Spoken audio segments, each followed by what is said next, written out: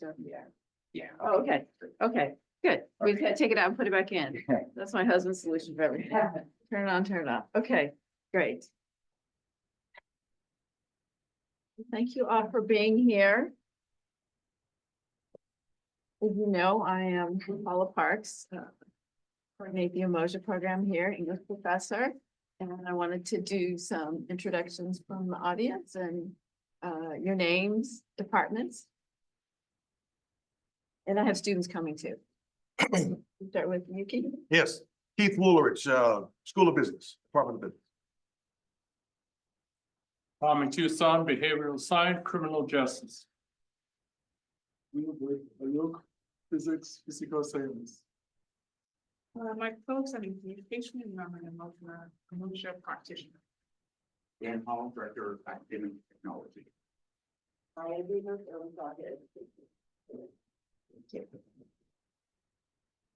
So this is what I'm going to cover today, a little bit about the Umoja Educational Foundation, a little bit about our local program, what we offer students, the courses we have, and a little bit about teaching in Umoja. Are you all considering teaching in Umoja? Yes, you did. I'll move this, I'm sorry.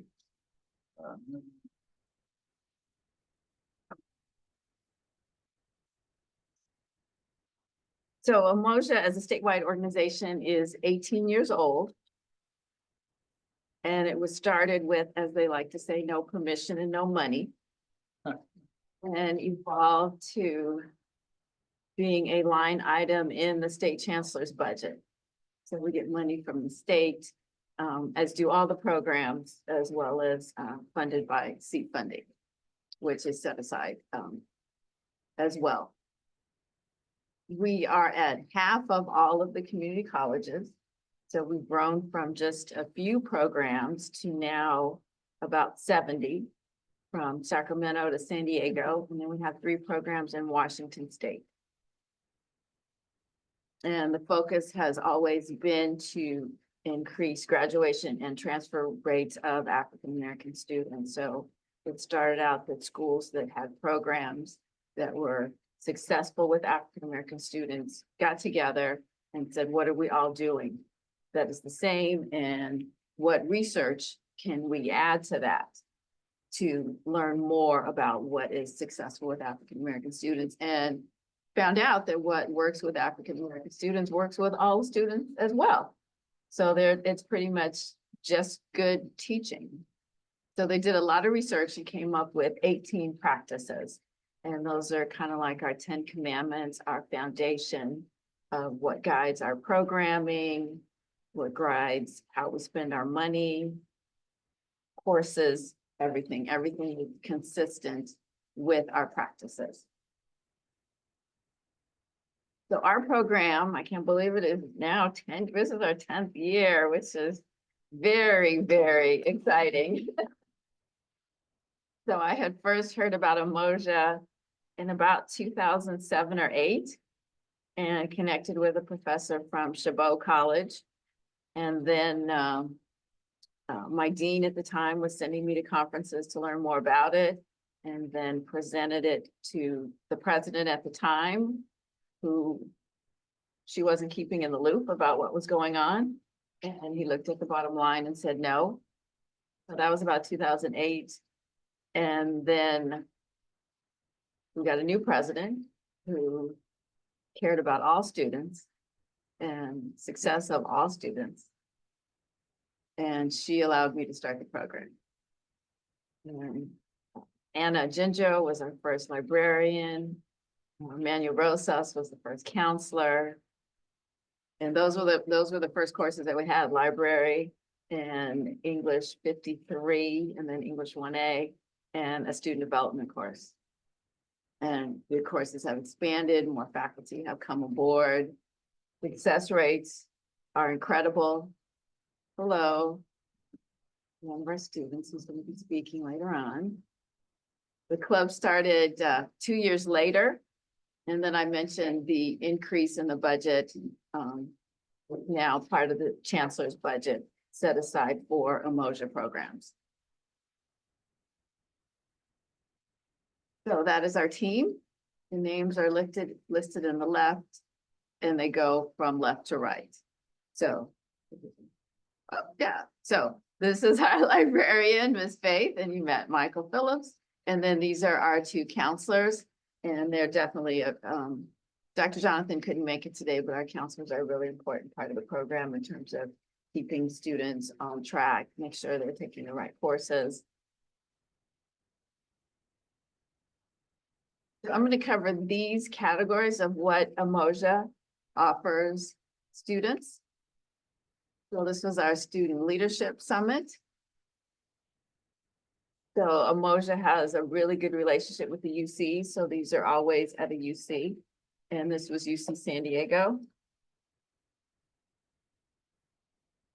So these are our club officers and our student workers. And so this is a smaller gathering, which I really like. And it's focused on the student leaders and looking at issues that we're having on campus and skills. This is our last year leadership retreat. We did that in the discussions on leadership. And then this was the one in 24. This was a joint leadership conference with CSUB. So I'm helping them start their Umoja program. So we did a joint event.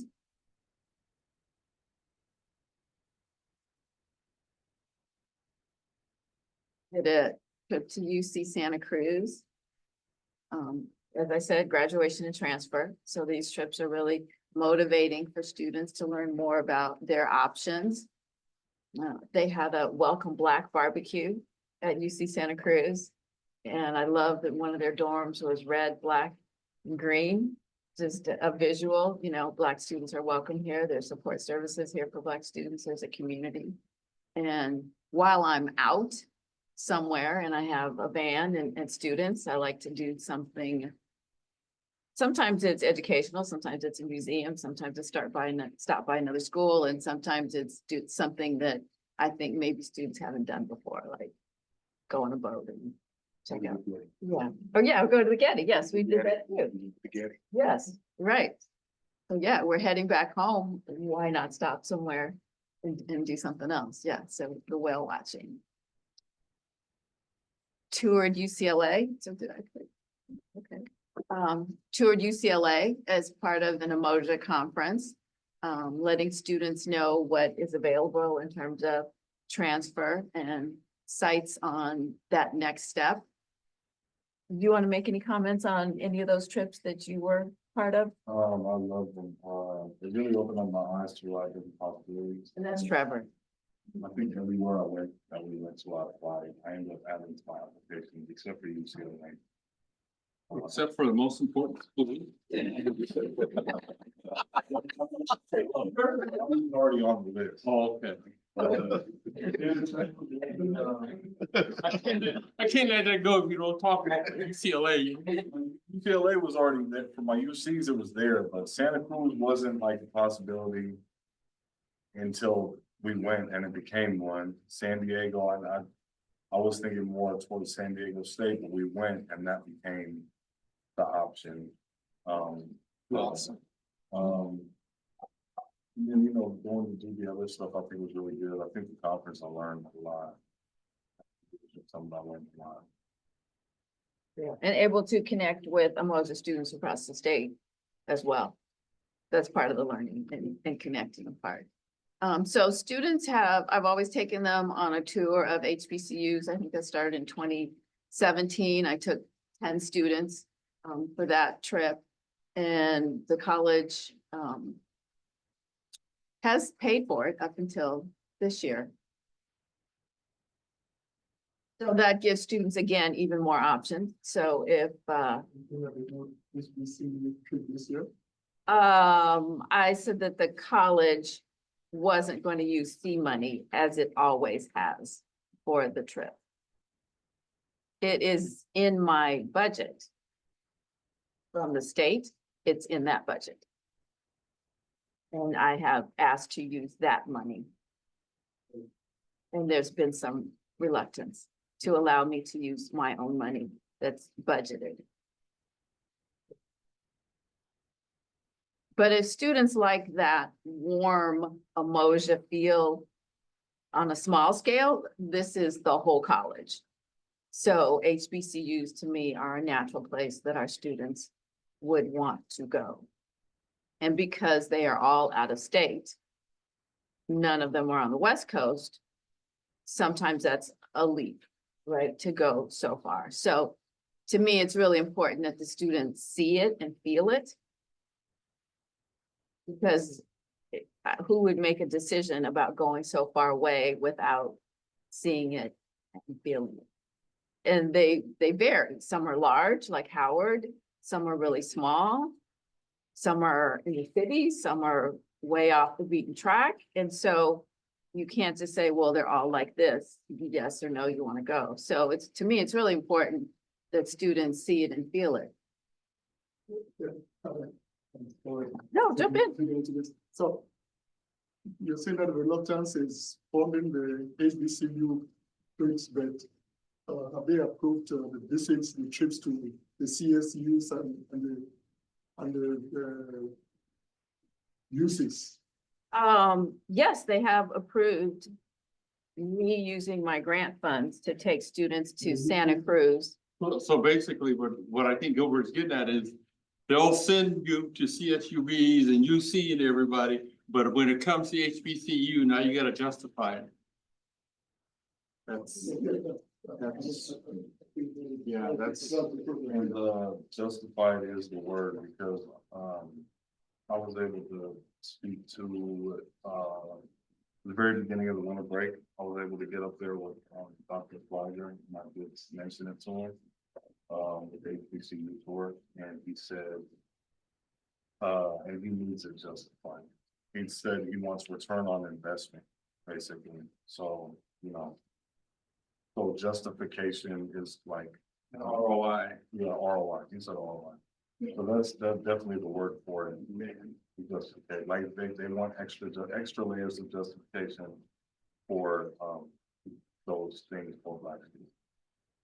Think we have evidence to show that as a result of these trips, we had students transfer to the HBCUs? Well, I don't get that question about Santa Cruz. How many students are gonna go to Santa Cruz after this? I don't get that question, but I think that it's, part of it is motivation to finish. Part of it is cultural. So one thing that I'm supposed to do with the grant funds is expose students to cultural events. So we go to museums. One of the schools we went to was a stop on the Underground Railroad, and they're like, okay, this door right here leads to the Underground Railroad. So this is cultural. Okay, this is the bus stop where Rosa Parks got on the bus. So it's education to me beyond the school. I do have a student who, hello, come on in, who, as a result of the tour, wants to go to Bowie, applied, was accepted, and plans to go in the fall. Oh, she's right here in the picture. Yeah, this one, this one. Because of this tour, she's now going to Bowie. He's going to see the. I mean, I'm not gonna get 100%, but it's such a distance that it's like you need to be there and feel it. And it's totally consistent with the chancellor's transfer guarantee. Right, there's a whole office encouraging students to go to HBCUs. And there's certain schools, and those are the ones we focus on in the tour. There's certain schools that students have automatic admission. So this is consistent with the chancellor's office and the goals of the chancellor's office. So this is an encouraged trip by Umoja. This is encouraged by the chancellor's office to expose students in this way to HBCUs.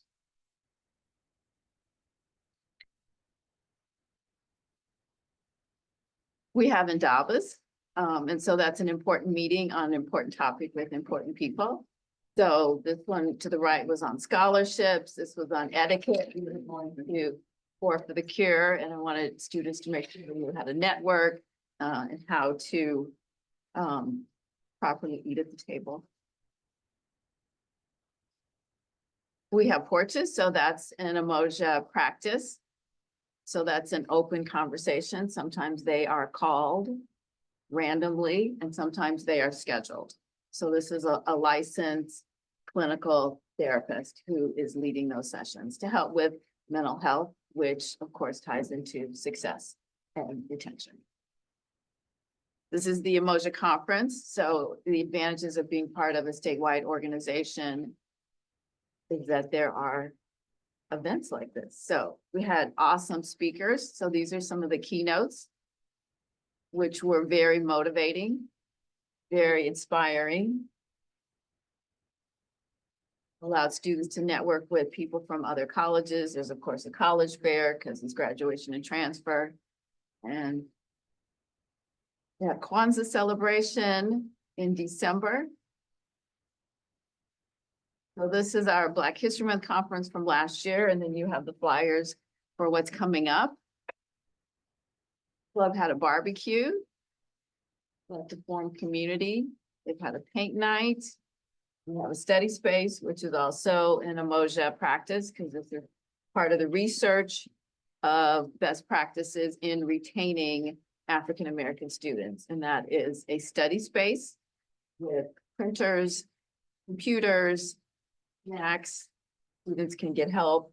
Our counselors are here. They can come by to help with their schedules if they need it, chat. Our counselors. Make sure students on track. And that's probably contributed to our success rates and our persistence from semesters to semester. So our persistence from fall to spring is 10% higher than the college overall.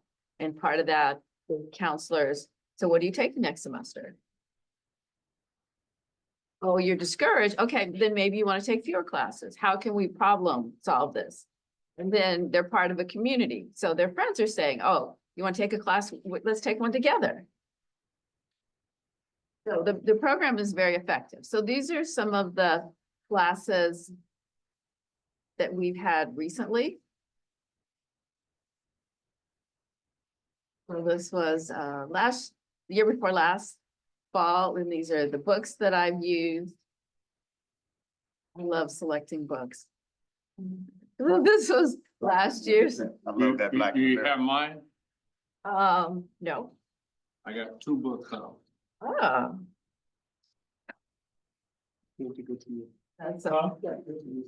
that's a possibility, maybe for an English 2 class. I used an anthology this last year. So I do like novels and I love the idea of reading a book from beginning to end, but an anthology gives them more voices. That's the heavy text right there. Yes, and I can't use it all, you know, but yes, there's so many, from older Du Bois to newer Roxane Gays.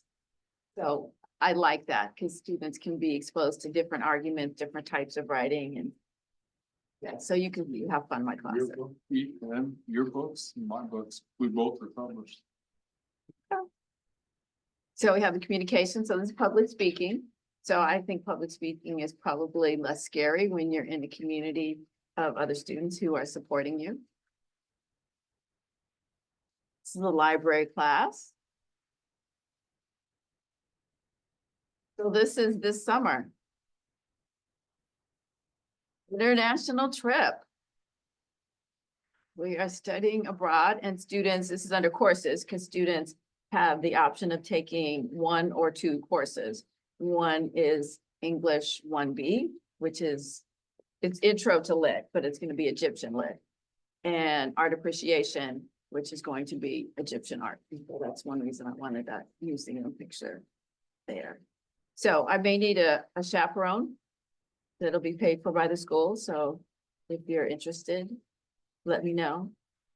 Let me know. So the classes are 6 weeks, but we will be in Egypt for 2 weeks, June 17th through the 29th or 30th. So if you're 17th to when? the 30th. So if you're interested in chaperoning with, of course, Umoja paying for everything, it's a working trip. Let me know. So the deadline to apply for the fellowship is tomorrow, and I have been harassing. Is that a fair term? I've been harassing. Very likely harassing. Well, I think you needed maybe light harassing, but Today in Village was a little bit heavier harassing. Yeah, you missed Today in Village because you turned yours in already. Yeah, that's what I mean. Yes, but I, Harassing. no, you didn't, but some people have needed harassing. I heard the word free and I didn't. Oh, we were going like down the street, let's just did it. I mean, this is just an incredible opportunity. So Umoja is encouraging this, and they are paying students who qualify for $5,000. And then the Umoja grant will pay the balance. So it has to be connected with a course. This is not just a trip for, yeah, they're studying. So Dr. Akua is running the Egypt part of it. So I am I'm really excited to be able to offer this. I've been wanting to do something internationally for a while. And then when Umoja came up with the fellowship. So it's gonna be an awesome thing. I'm very, very excited. Maybe somewhere else next year. So graduation and transfer rates 4 times, success rates in my courses twice. And then I mentioned the persistent rate. So this is a successful program. That means they may have for English B1A. No, that means the success rates are twice that of Black students not in my class. Yes, and I'm not easier. No, she's not. Oh, no, we already know You that. know that. No, he's You shaking. know his- that. Yeah. My daughter will attest to that. One of the Umoja practices is the ethic of love. And passing people who don't deserve to pass is not loving. It's not loving. They get to the next class and they're struggling and they don't have the skills. That's not love. So there's a reason for it. I mean, I'm not mean. I'm working in consistent with, You talk, but it's appreciated. I hope it is. They get to the next step and they're like, how to do this? Courtney said, Yes. I was ready. She said, I was ready. Yeah, we got to San Diego Station. I had Dr. Parks. I was ready. Yeah, I have students that go to CSUB and they're like, okay, I have to write a paper this how long? Yeah, I can do that. Or even they're still here. Yeah, I can write that paper. Yeah. And for the application, the fellowship application, I think it's 2 to 3 page essay. I'm like, you can do this. You were in my class. You can write this. So African-centered pedagogy. So how do you infuse that in your teaching? So these are a few of the things I'm going to touch on. So in terms of language. Hey, come on in. Another student, help us. Yes, because you had no childcare, so I said, come a little late. So that you minimize the times. Yeah, I've had the little kids thing. So these are TWE. So if you're in a large group, a go means may I have your attention. May means you have my attention. So we use language to reinforce the practices. So Akwaba is welcome. So if someone comes in, or I arrived in Ghana, there's a big sign at the airport, everybody says Akwaba, and the response is Madasi, which means thank you. So these are like amen, in agreement. And you already heard me mention Indaba, important meeting with important people. So these are the things that I infuse in my classes that reinforce African wisdom and African ways of knowing. So Ptahhotep wrote the oldest surviving text. He's Egyptian. And it's probably one of the books that I'll use this summer. So if my students tell me they can't write, I can't accept that because the oldest surviving text is written by a Black person. The same thing with math. This is ancient Egyptians, were the first with the number I system. would say commerce as well. Yes. Embalming, the clock, calendar, astronomy. These are, all the roots are in Egypt. So this is ancient Kemet. So the earliest writing is how you treat people, how you behave. So I think that those are helpful to talk about as well as to study and to incorporate into your life. And so it's interesting to me that the earliest writings aren't entertainment, they aren't gossip, they're moral lessons. These are instructions. And Egyptians, Black people were the first ones writing these kinds of things. This predates the Bible. Although a lot of it sounds like that this was read before. So we incorporate African proverbs. I start class with a proverb. Any of these particularly strike you? A lot of them, there's like a literal component, and then there are layers of wisdom behind it. And the thing is that none of them you read and you think, oh, that's so a million years ago. This doesn't apply to my life. I can't get anything out of this. It's like you never say that. You're like, oh, this applies to this situation and that situation. Any favorites? That why person feels the head for empty in his mouth. In business, we use the last one. You dig your well before you're thirsty. Yes. People pick business. But that just shows how it's applicable to anything.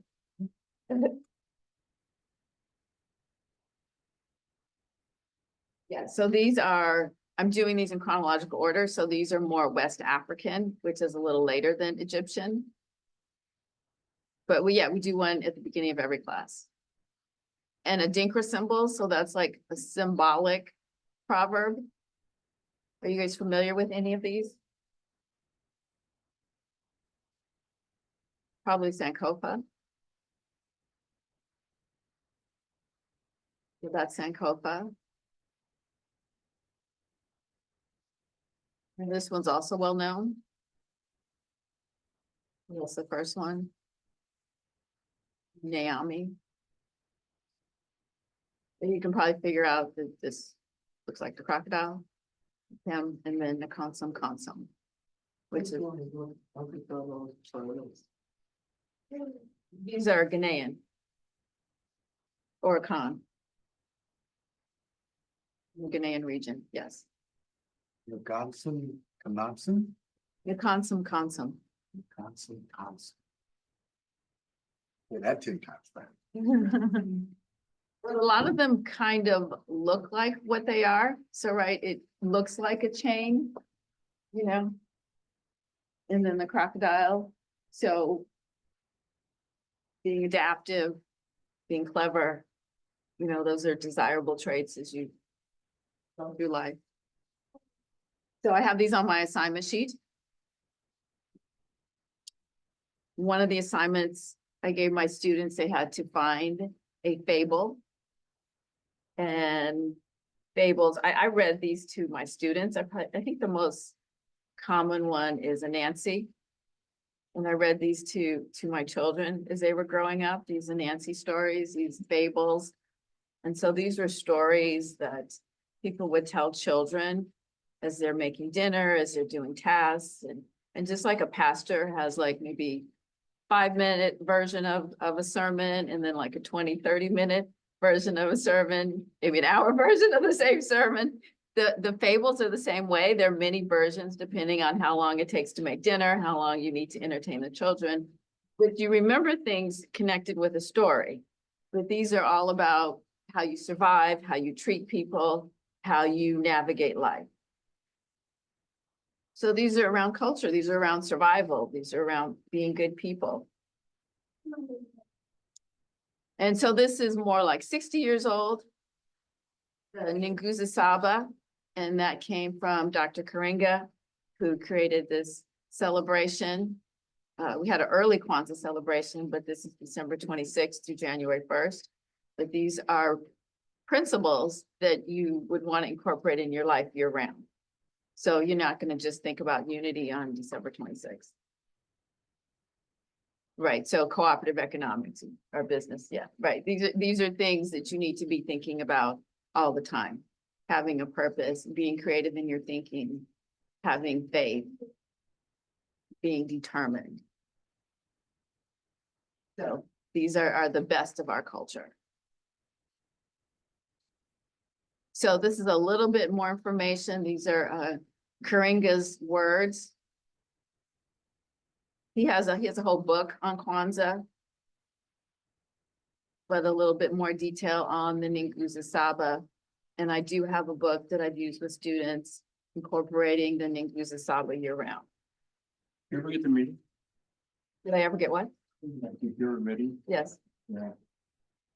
When he started this, I think I've told you before, I was going to school down south. Uh-huh. And him and Ernie Smith were talking about this new concept called Kwanzaa. And I'm like, what is that?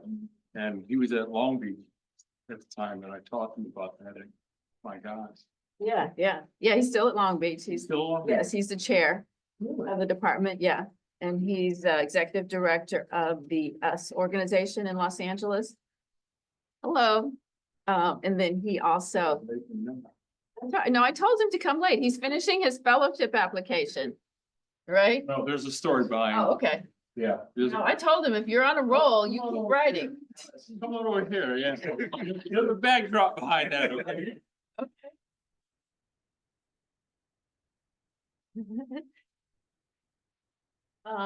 So yes, he has seminars online. So every Friday night, he has something, and then every Sunday, and I think 3 on different issues, whatever is going around, he has a lecture. So still just a wealth of wisdom. And then I mentioned the Umoja practices. So again, these are like 20 years old, so getting more and more recent, but all of these are infused into our courses.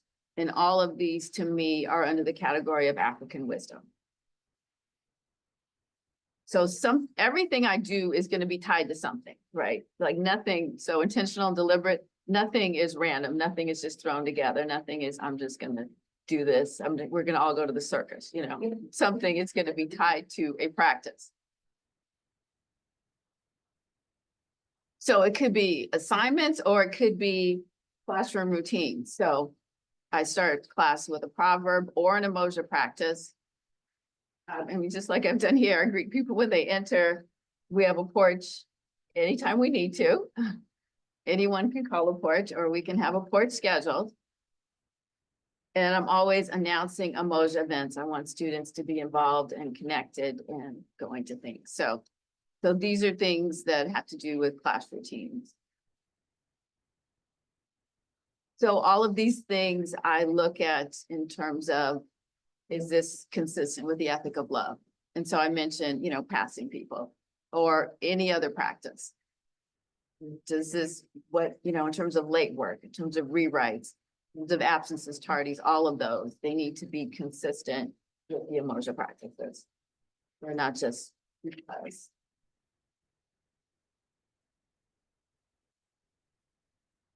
I love finding good books and sharing them with my students. So these are some of the books that I've used, and then there's Dr. Akup. That's my book right there. That's a difficult book, but I've used it. Marcus in Black. Yes, Oh, that's and he's written books since that where the leaders were looking. Ladies. and then Dr. Akua that I mentioned before, who's guiding us to Egypt. Me and Keith have a couple more you can put up there.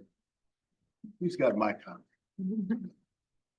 That's text Black America. Oh, that's Yes. wonderful. Yeah, and I used to have more opportunities because there was English 53, which was before 1A, then there was 1A. And then I taught a leadership course as well. And then I change books every semester for that Which course. book did you use in leadership one? I've used Stacey Abrams' book. I've used a book by I think A Beautiful World. I've used that. So I've changed it every time. And I love it because I find books and I'm just like, oh, we're gonna have great discussion. I can't wait till we have this class. What are they gonna think about this? So these are some of the assignments. So I'm gonna ask Michael to speak about her class right after so the research paper is always on a Black issue, but it also taps into the wisdom, the generational wisdom. So I never want them to do a paper where, woe is me. Black people are in a terrible situation. We'll never make it. We're not writing that paper. No. And then I've written one, they've had to write one on an African value. And so that tied into the Adinkra symbols, that tied into the fable. They had to do research on that one. So Michael, do you want to talk about your class, what you've done? Yeah, so I'm 60. That's usually how I speak to my students too. So a lot of how I put together my class with communication, it's a performance-based class. It's all about getting students up and out of their seat and being brave enough to speak and say what they need to say. And as African American students in this nation, that's more important now than ever before. So I take that responsibility seriously. So our class starts with just them talking about themselves, getting a sense of who they are and their values that are most important to them. And they start that off by thinking about their lives and the things that make up their lives. So they'll pick an object and 2 values that they think that object represents in their life. So that's their simple speech structure. We then next get into thinking about our ancestral knowledge that we have as African Americans.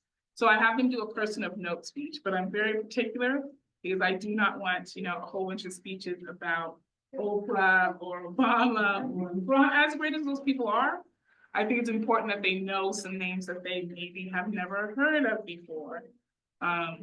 So people like, Dorothy Height, that they might not know what Dorothy Height's story is, or Ella Baker, or things like that. So I have a list of names they pick from, and they do a 10-minute informative speech on that. And so far, all of my classes, I've never had an emotional class that is just emotional students. All of my classes are mixed classes. So I'll have maybe 10 to 12 emotional students, and then the rest of the 30 people in the class are people who are just people who need that class who signed up.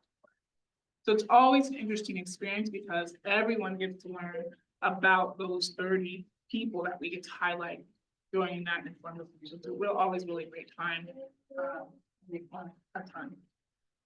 Our next speech then that I have now implemented is a persuasive speech.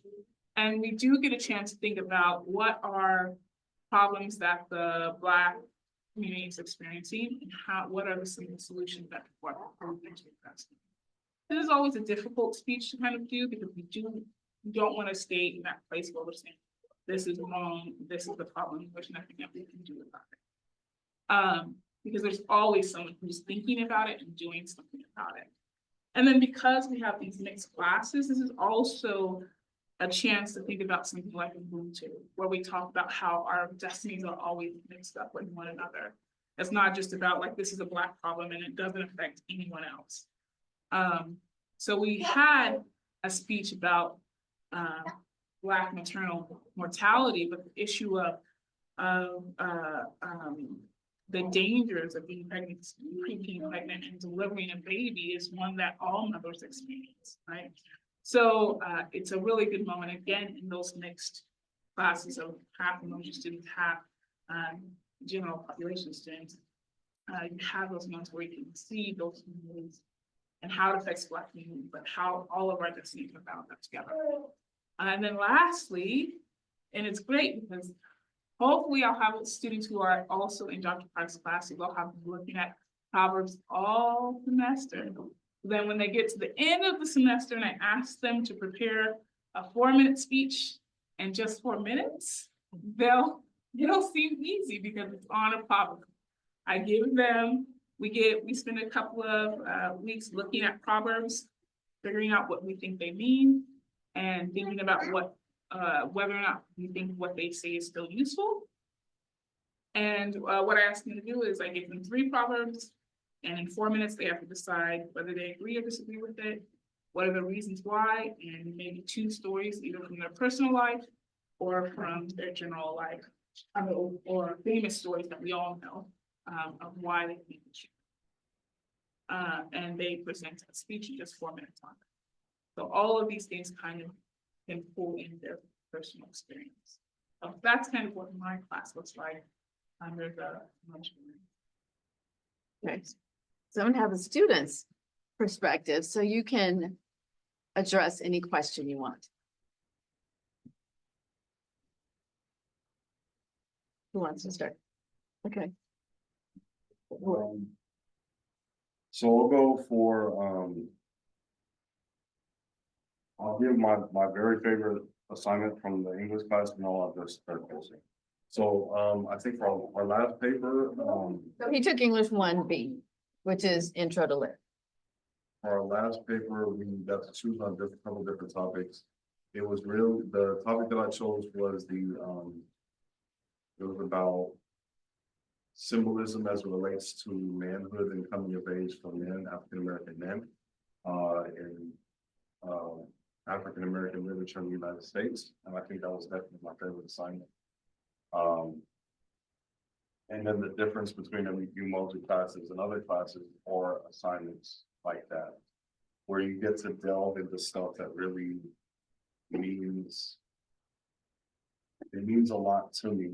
And the reason it means so much to me is because you learn a lot about my own culture. Well, I learned about a very narrow slice of one aspect of my culture. And, you know, it's probably the most publicized aspect of our culture. You know, gang culture, crime, prison, stuff like that. That's what I've lived my entire life on. So to learn that there's so much more about us and of us and from us and for us was why those classes are different. That's one of the major, the other key is kind of like it's an intersection between creating people who perform at a high level and like where people who want to already perform at a high level kind of are at. I think Umoja students are, if they're not already at a high level, they're going to be. And the classes are where they become that fully.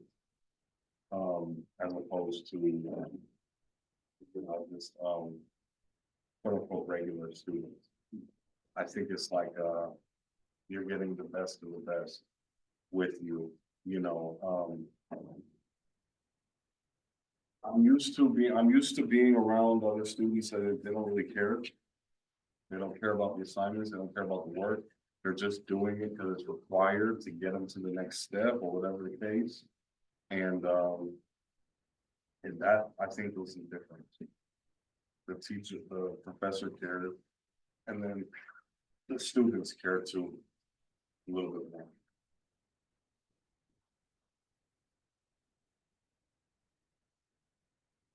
For me, I'll address the first one. Something that I noticed is a difference, and I've mentioned this before when I talk about having Dr. Parks and Professor Phillips as teachers. They are the first Black teachers that I encountered in my entire life, and I'm 27. So to have that representation and see people who are successful and that actually care about your success was very important. And that to me was a big difference in Umoja also. And then also just between the classes is just learning about Black culture that's not shown in the media. Not the, shaking your butt and showing all the skin and singing about drugs and all this stuff. It's about how smart we are and how successful we can be and how success is not, just for other people, it's for us too. And that was a big, big difference. And a couple of my favorite assignments were doing the, I loved all the speeches I did in Professor Phillips' class, but, my favorite one was, the persuasive speech, because I got to take a topic that was very personal to me, which was, Black mothers and Black maternal mortality. And, just finding out more about that and being able to speak about it really, it just meant a lot to me. And then also, the last paper that we wrote for Dr. Park's class was on a Black issue. And like she said, it's not just about finding out, oh, well, this is a problem, like, what are we, nobody's doing anything about it because it's Black people, who cares? It's not about that, because a lot of people are doing things about these issues and talking about health and food, the food we eat and things like that. Talking about that is really important, and then figuring out who's doing something about it, how we can help, and what we can do about it. And not a lot of people talk about that in schools, and it does need to be brought up more. And I think no matter what the subject is, we can find a way to get more representation. So I definitely appreciate Umoja, and I love everything that it stands for.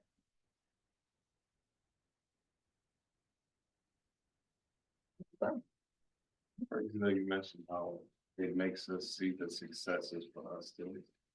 Because that's basically the stuff that I do now, that I made the decision to do in my life, is specifically for that purpose. The content that I make on my social media, I know you've seen some of it.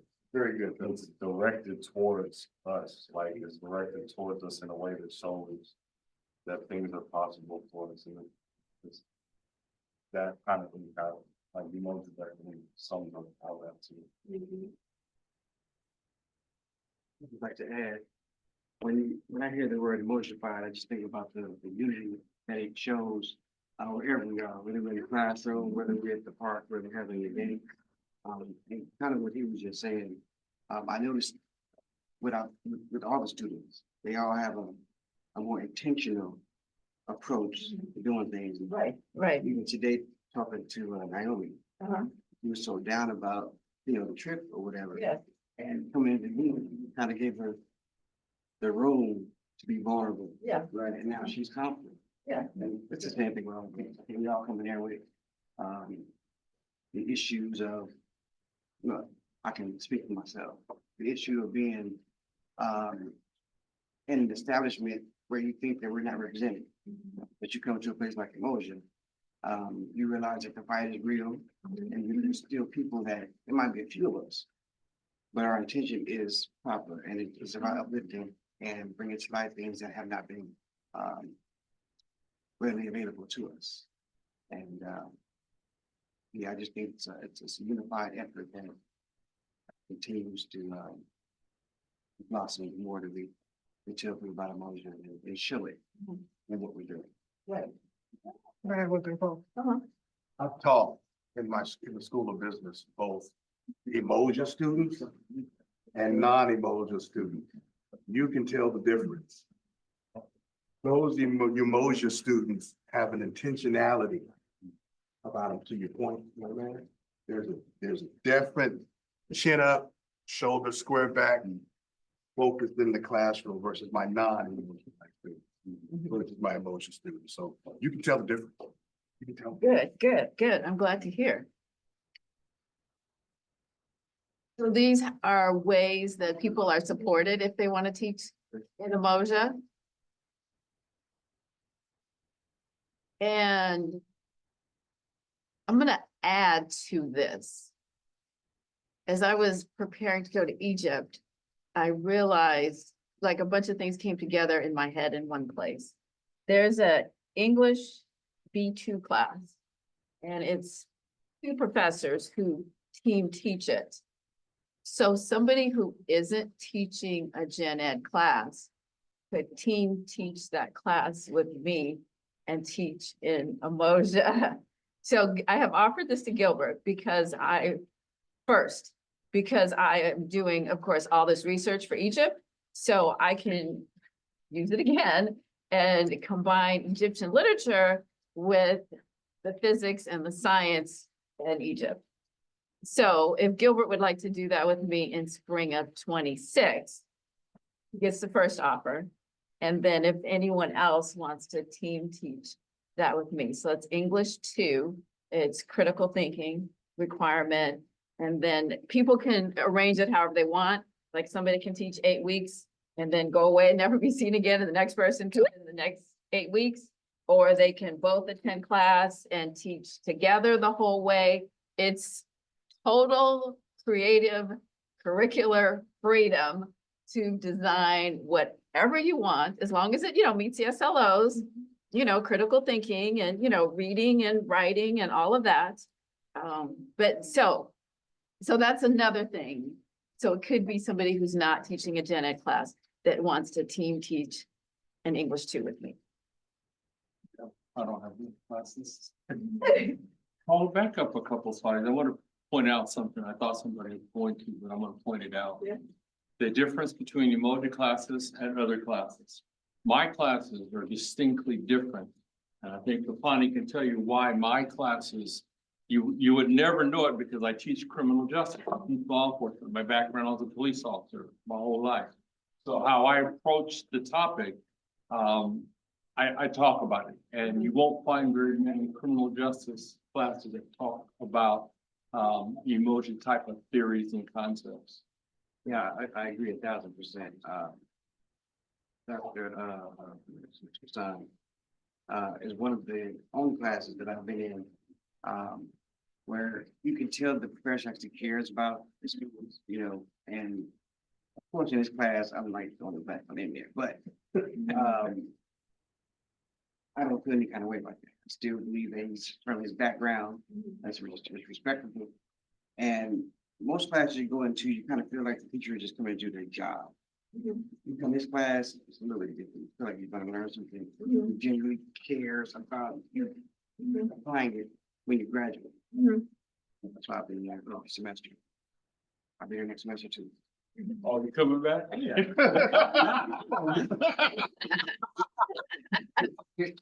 With a different class, not repeating a class, right? Oh, yeah. Yeah, you gonna make you clear that That would be that real. You can see me again.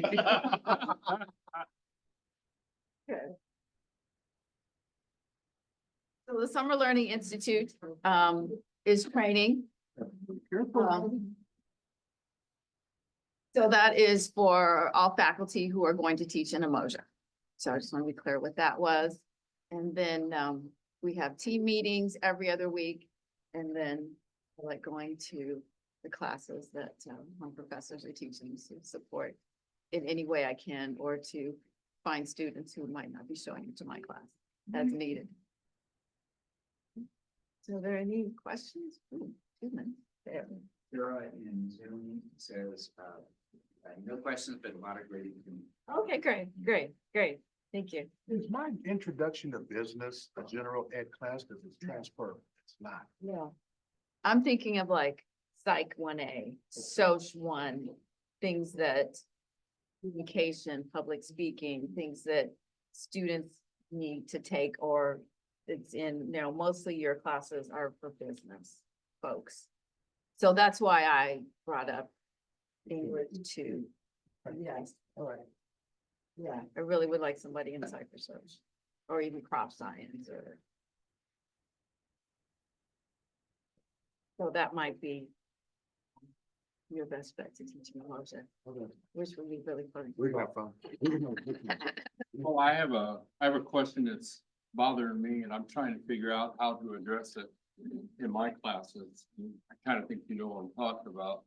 And in light of November 6th, 2024, things are going to be different when it comes to DEI and using those 3 letters and keep doing what Umoja is doing, because this is an outstanding program. I have nothing but exemplary comments about Umoja.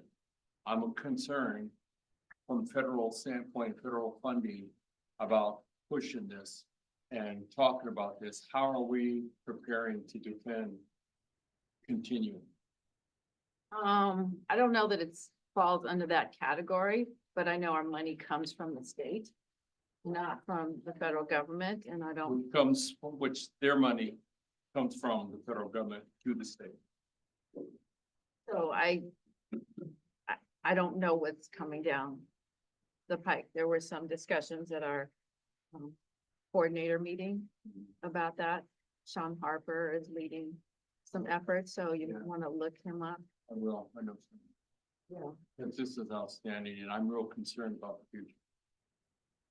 Yeah, well, it's all about students and it's all about their success, and it's been successful in those areas.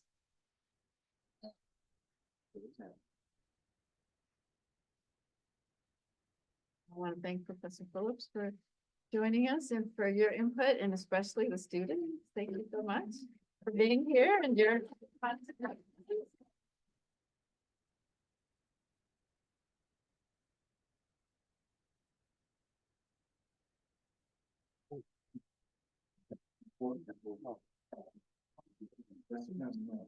Okay.